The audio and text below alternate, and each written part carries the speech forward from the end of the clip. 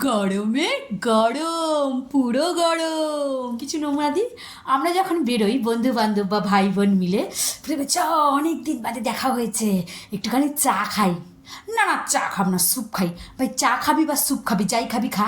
খাওয়ার পরে গরম গরম চা দিয়েছে বা গরম গরম স্যুপ দিয়েছে, এত ছোচা হই আমরা যেন মনে হচ্ছে প্রথমেই চাটা খেতে বেরিয়েছি বা প্রথমেই স্যুপটা খেতে বেরিয়েছি।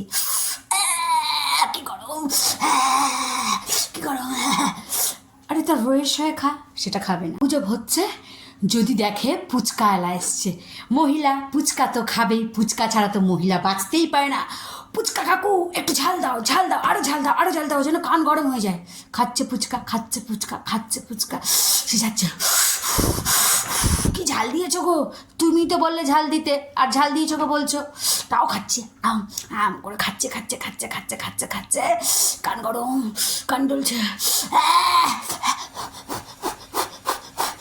কি ঝাল, এত যখন ঝাল তাহলে অত ঝাল দিতে বললি কেন?